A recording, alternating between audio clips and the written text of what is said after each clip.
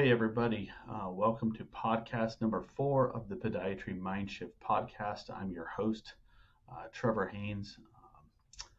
Of course, this is a podiatry based podcast. Hopefully, you've enjoyed the first 3 as we continue to improve this podcast and really try to help other podiatrists maintain success in their practice as well as build success and wealth within their practices.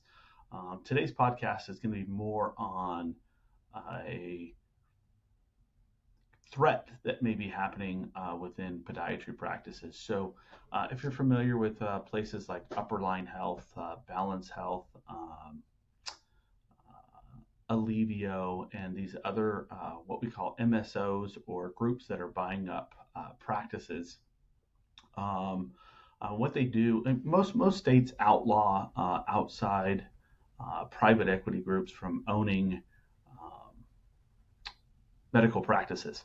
And so one of the workarounds for this is a lot of them will appoint a doctor as their medical director and will oversee the medical decisions made within the clinic.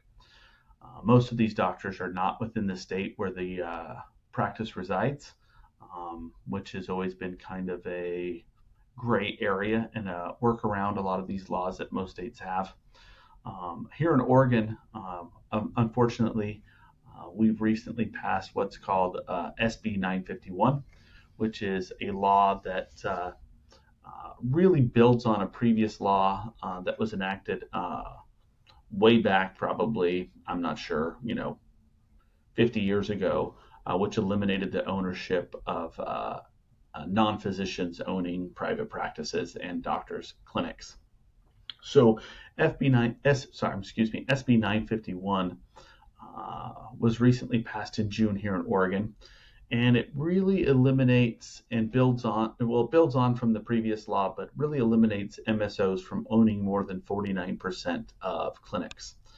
And what this does is it really keeps MSOs from investing in private physician clinics. Now, the flaws to this are they don't affect hospitals, they don't affect dental clinics, they don't affect optometry clinics, they don't affect surgery centers. They really just affect, physician specialty, primary care type clinics.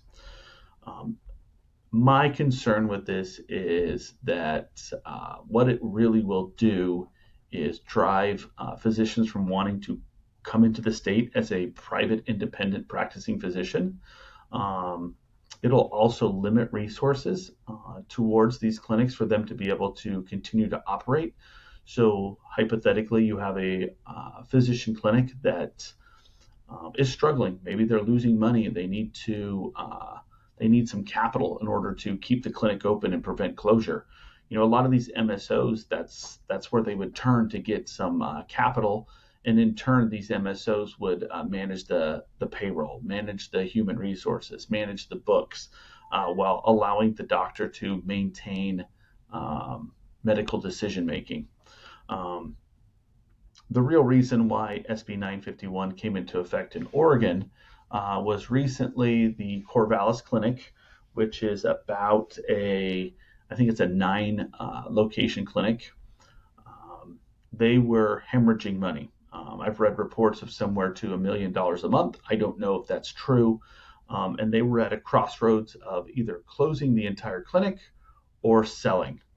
And the state put out some public comments where they were allowing the public to make comments. And of course, most of the uneducated, at least uneducated in regards to how healthcare works, were commenting that this would be horrible, that allowing an outside organization to purchase a large clinic would then take the focus away from patient care. There was even a lot of comments of, the doctors take a Hippocratic oath to do what's best for the patient, not for their pocketbooks. And the real problem is that, the Hippocratic oath was getting thrown out there. If you read the Hippocratic oath, even the original one, a lot of the stuff that we repeat in medical school today is not in it, right? But while I agree to do what's best interest of the patient and do no harm. I agree to those. What it doesn't say is do it for free, right? And while all these comments were happening that we need to not allow the Corvallis Clinic to sell, what they didn't understand is there were only two options. It was sell or close. So if they didn't sell to anybody, thousands of people were going to be without health care, or at least a lot of the primary clinics that they were attending for their primary care. Whereas if they sell, then at least the clinic stays open. There's some increased capital, maybe able to pay some debts, and in my opinion, probably improved patient care. Now, here's the real caveat. When Corvallis Clinic put their clinic up for sale, the only offers they got, at least to my knowledge, were from Optum. Now, this is where the problem comes in. As you can understand, an insurance company buying a medical clinic can then directly influence its prices, right? As physicians, it doesn't matter if I charge you $1 million for a procedure or $10,000 for a procedure. If the insurance is only going to reimburse me $5,000, I'm only going to get $5,000. However, when the insurance company owns the clinic, right, they can set those prices and allow their clinic doctors to bill whatever, and they can collect whatever. And so in turn, it drives up the cost of healthcare within that system.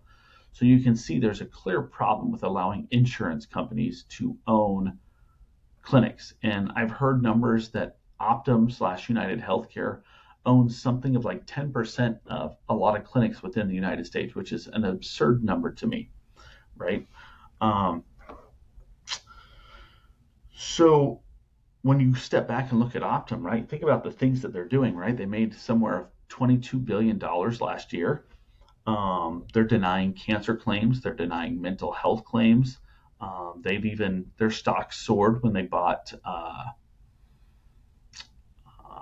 a software that would help them to deny claims. And then ultimately, when a lot of these problems have come out, you've seen their stock drop. There was the unfortunate assassination of their CEO, which was done by somebody who was denied their mental health care after suffering from chronic pain. While I don't condone that, there's a reason people are at wit's end, and insurance continues to be the profit makers in healthcare. You also have to step back and look as to why doctors are selling to independent or to private equity. And, we all know a lot of these numbers. Medicare reimbursements have fallen 33% over the past 25 years. Meanwhile, inflation continues to go up. Cost of living continues to go up. So doctors are making actually less and less money. And if you don't know how to run your clinic properly, or you just don't have the right kind of patients coming in, let's face it, you have a high Medicaid population, you're not going to make it. You're not going to be able to pay your bills, pay your doctors, pay your debtors, and the clinic will close. So some of these clinics need MSOs in order to stay alive. And in Oregon, we have essentially cut that off. Now, I've had some talks with legislators and their political teams here in Oregon, and they disagree. They think that this will definitely get the medical decision making back in the doctor's hands, which was their goal.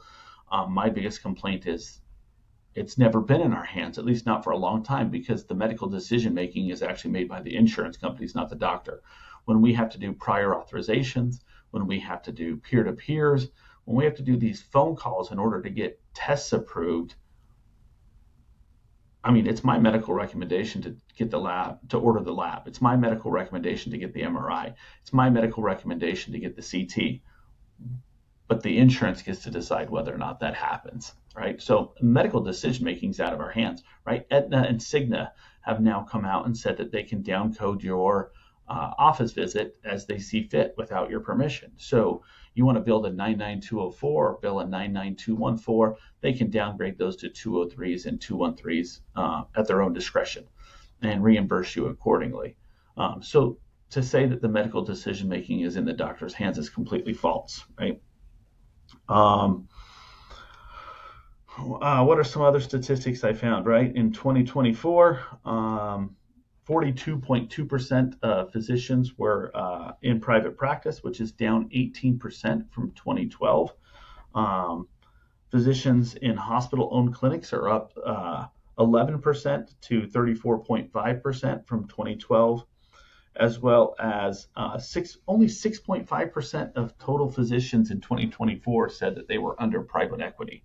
So private equity is a very small, or under MSOs. So those are very small numbers.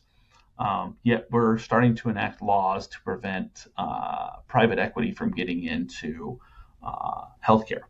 So again, I bring this up. This is an Oregon problem, but I see it not being the only state with this problem in the near future. I think it's going to set a precedent, and I think you're going to see more and more states adopt this. So the reason I bring this up is you probably need to get involved with your state legislators, your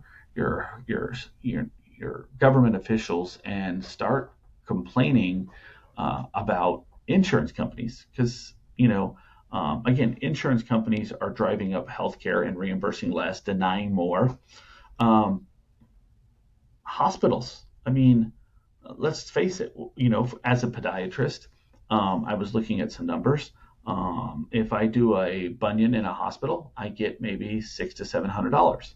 I recently got a couple claims this week of a chilectomy and a bunion that I did in the clinic and got paid over $2,200, right? So those numbers are so much more because I'm eliminating the cost of the hospital. I'm eliminating the facility fees, right? But if I charge cash, say $3,000 for a bunion, the patients don't want to pay it.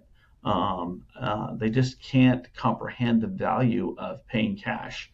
The other side, I think $3,000 is too low for a bunion. I mean, I recently had my first colonoscopy. Not necessarily a more normal experience than I would have anticipated, but still a colonoscopy. My bill was $8,500 for a simple 30-minute procedure to snip out a couple polyps, but $8,500, which seems absurd to me for something so simple and preventative, right? And it was $8,500 because I pay cash, right? But that's what the cash discount, right? So these hospitals are driving up the cost of healthcare with their facility fees and their outrageous charges, and yet they're exempt from SB 951. They can be owned by private equity. They can set their prices, but the little guy is the one being punished with these new laws that are coming out. So, I make this podcast in the fact that we as podiatrists need to band together. We need to fight for for private practice. We need to fight for ourselves. We need to band together and stop taking UHC. They are a very, very sophisticated criminal organization, in my opinion, as is most insurance. Again, that's why I don't have insurance. I pay cash because I think insurance is a scam. And we need to educate our patients that we're paying these companies thousands and thousands of dollars a month so that they can turn around and deny our claims.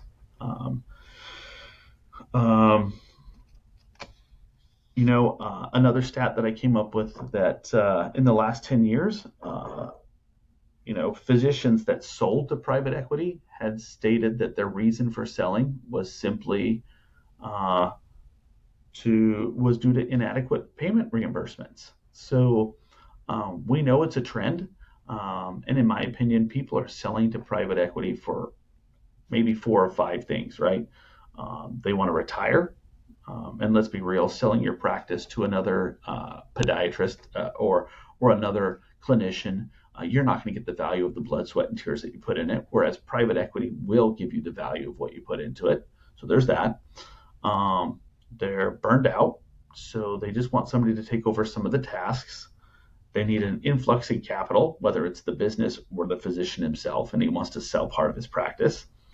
Um, or they just need to get out of debt. And so eliminating this option for doctors is only going to drive out private practice physicians. It's going to make us go work for hospitals, go work for move out of state. It's going to decrease recruitment to the state, which ultimately will put the power back into the large clinics, the hospital run clinics, and ultimately drive up costs. And with the loss of independent physician clinics, it will also reduce access to care. And you're crazy if you think that the other is going to happen. Maybe not initially, this won't happen, but long term, maybe within 5 years, access to care will get limited. When you call to get an MRI at the hospital, it can take a month, right? But a lot of us independent physicians, while we don't have MRI, we can get you in the same day. Well, what hospital clinic will get you in the same day when you call? It's insane. And then they're going to tell you to go to the urgent care, who will then see you, give you some medication, a pain med, an antibiotic, and then tell you still need to go follow up with the doctor, right? So it doesn't work. It's a flawed system, and it's going to continue to cause problems, right? And when you have a company that's designed to help people making $22 billion a year, that's a problem, right?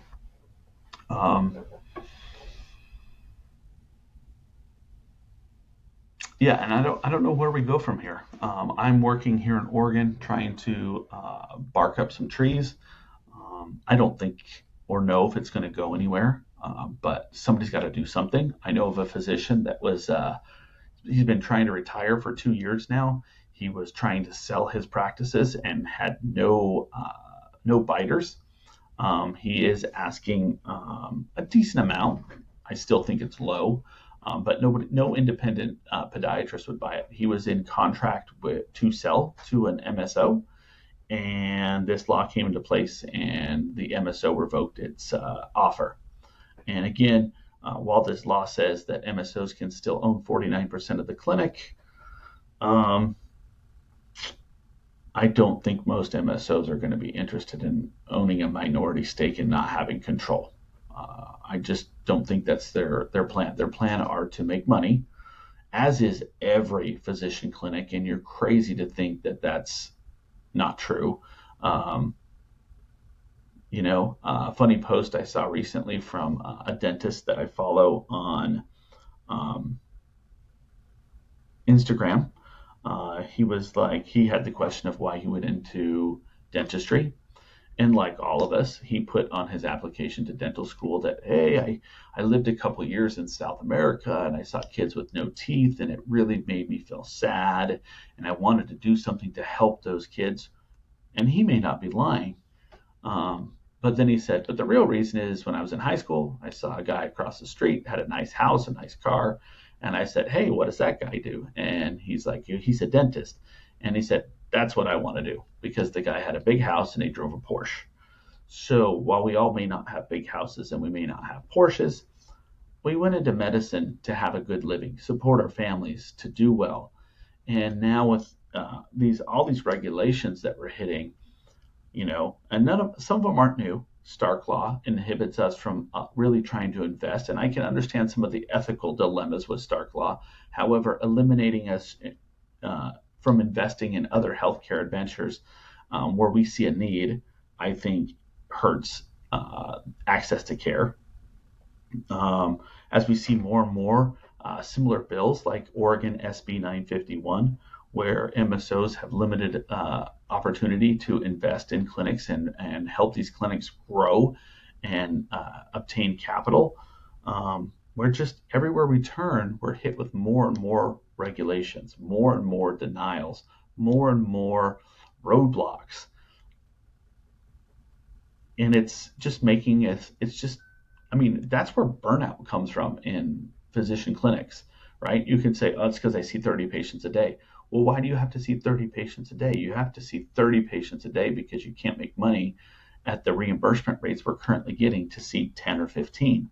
So you have to pack in 30, shorten the care. Patients leave 1-star reviews because they weren't seen long enough and they didn't get the care they wanted. In my clinic, we set new patients at 30 minutes, right? And one of my doctors was telling me that he had a patient come in, and when he stepped in the room, she set a timer and she said, I saw my appointment was for 30 minutes. And I'm going to make sure I get my 30 minutes. That's not really why we have a 30-minute appointment. We have a 30-minute appointment in case it takes 30 minutes. But let's be real. If we can get out in less than 30 minutes, that's our plan. There's just so many things that are wrong with our healthcare system. I won't even let my kids become a physician or a doctor. I just think there's better ways to make a living without all the roadblocks, all the hoops, and all the denials. So if you're in Oregon, I encourage you to reach out. I hear there's an amendment to SB 951. However, I hear it's just going to make it more restrictive. So I encourage you to reach out to your representatives and to your governmental officials and really speak out. I encourage you, if you're a non-Oregonian, to see if there's any sort of bill that's coming into effect similar in your state, because I think long-term these could be harmful. For me, my goal was to build a large clinic, multiple providers, multiple locations, and eventually sell out to private equity. And the reason I did that is, for one, make more money. I'm not going to lie with that. Build more wealth, but also be able to enjoy time off. Let my doctors enjoy time off, knowing that there's somebody there to help with any patient needs and follow up with their patients if needed. But things continue to function when a doctor's gone. In a single physician practice, you're not in the practice, you don't make money. Also, with a multi-location, multi-physician clinic, there's not a podiatrist out there or a single podiatrist that could buy my practice. So my only options were to, either sell it off piece by piece, which, as you know, the cumulative effect of all the practices is really where the value is. So there's no podiatrist that could afford to buy my practices. So my only option really was to sell to private equity, and now that's gone. So I have this large multi-location, multi-physician clinic that I will likely not be able to sell because I can't sell to an MSO. In fact, I was negotiating with an MSO. I'm not sure I was really looking to sell, but I was negotiating, and they called me after hearing about this bill and pulled the offer. And this is the same company that was working with the doctor that was trying to retire. So reach out to your legislatures, reach out to your local officials, and see what's going on. I personally think that as podiatrists, we should all band together and stop taking United Healthcare. At some point, we need to have a united front. One of the things I hate most about podiatry is how divided we are. Whether you're ABFAS board certified, ABPM board certified, whether you do rear foot, it doesn't matter. At the end of the day, we're all podiatrists, and we should be working together to do what's best for podiatry. So if you like this podcast, make sure you subscribe. I'm going to try to do more and more of these. Again, this was episode number 4.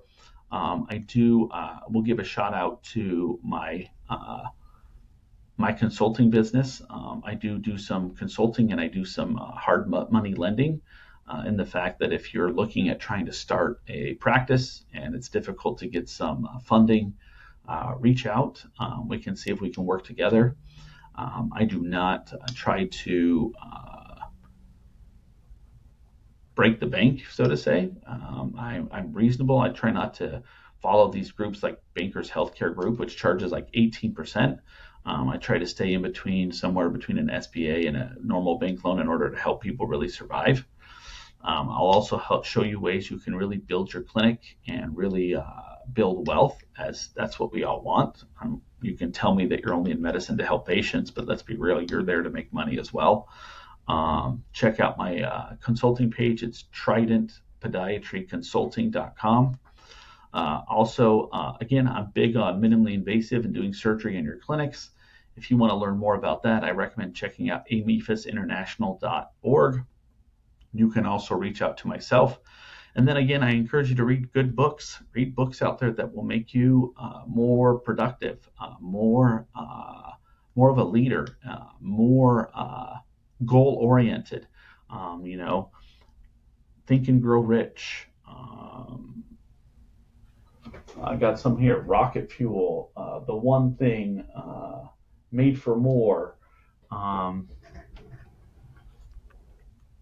The Power of Habit. There's just so many good books out there, and you need to be reading books and setting goals. If you want to build wealth, you need to read books and set goals. Thanks everybody for listening. Hopefully we'll get a new podcast on in a week. I'll also look at trying to incorporate some guests as we continue to work on improving this podcast. Please like this podcast if you enjoy it. Shoot me questions. Shoot me some positive comments. And again, thank you for listening. Have a great week.